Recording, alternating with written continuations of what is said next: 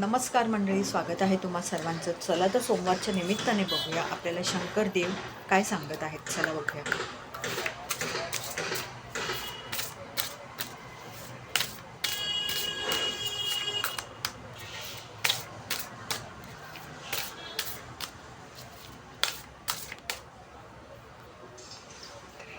दोन कार्ड्स घेत आहे मंडळी. आले आहेत आपले कार्ड आणि पहिला कार्ड आहे हा आणि त्याच्यावरती संदेश आहे. मंडळी, तुमचं आयुष्य स्वतःच्या हातात घ्यायला शिका मंडळी. तुम्ही स्वतः एक वाघ आहात, तुम्ही स्वतः सिंह आहात. उगाच्या उगाच दुसरेही लोक काय म्हणतायत, लोक काय म्हणतील ह्याच्यावर राहू नका. स्वतःच्या म्हणतात ना, स्वतःच्या पॉवरमध्ये या, स्वतःच्या ताकदीत या मंडळी आणि निर्णय घ्या. त्याप्रमाणेच त्याचा एक निश्चय करून त्याप्रमाणेच त्याच्यावर ठाम राहा आणि त्याप्रमाणेच चालत राहा, हेच सांगेन. दुसरा संदेश आहे हा आणि आहे विनस म्हणजेच बुध.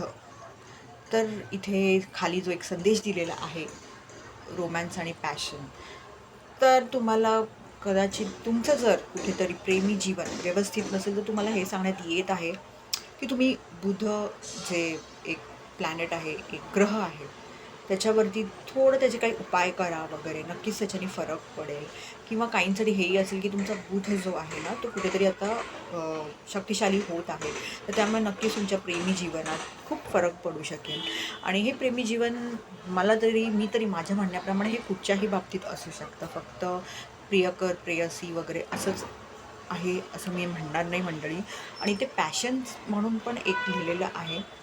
तर पॅशन म्हणजे मी हे सांगेन मंडळी की कुठेतरी तुम्ही ज्या गोष्टीची तुम्हाला आवडीनिवडी आहेत ना, त्या जपायचा प्रयत्न करा.